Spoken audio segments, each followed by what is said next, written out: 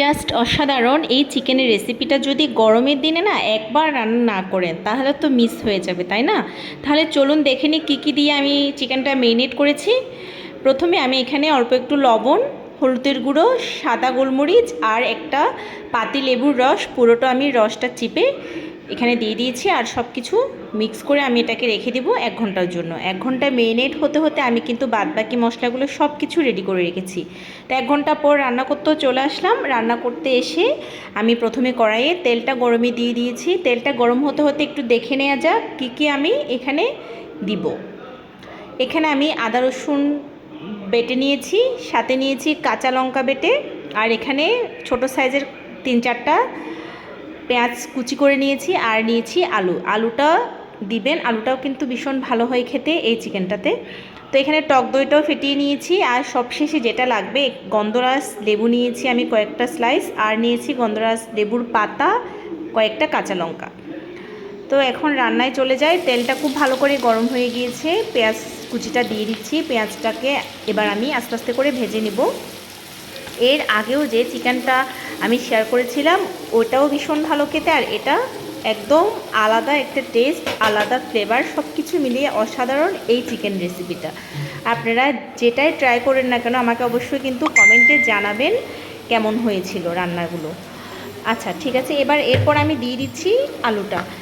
আমি আলাদা করে চাইলে ভেজে নিতে পারতাম, যেহেতু আমি কম মশলায় তেল মশলায় রান্না করব, তাই আমি এখানে আলুটাকে পেঁয়াজের সাথেই ভেজে নিচ্ছি। অল্প একটু লবণও দিয়েছিলাম।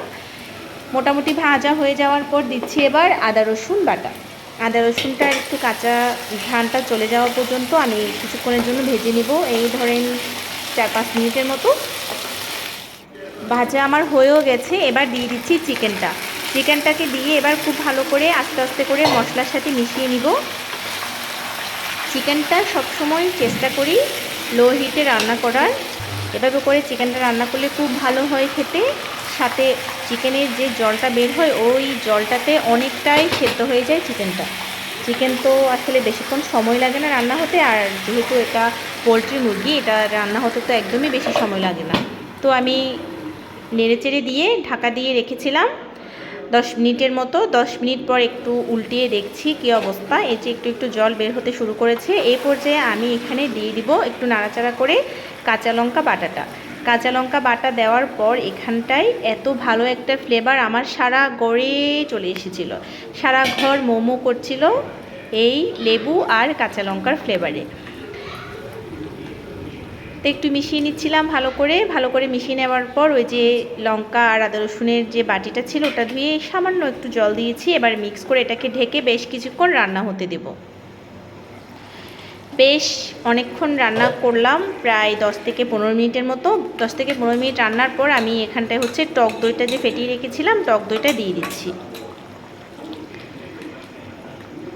নেড়েচেড়ে নিচ্ছিলাম, একটু নেড়েচেড়ে মিক্স করে দিয়ে আবারও আমি 10 থেকে 15 মিনিটের জন্য চিকেনটা রান্না করে নেব।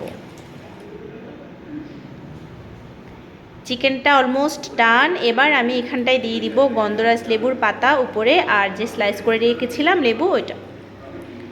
সাথে দিব কয়েকটা কাঁচা লঙ্কাটা আমি ভেঙে দিচ্ছি না, আস্তই দিচ্ছি।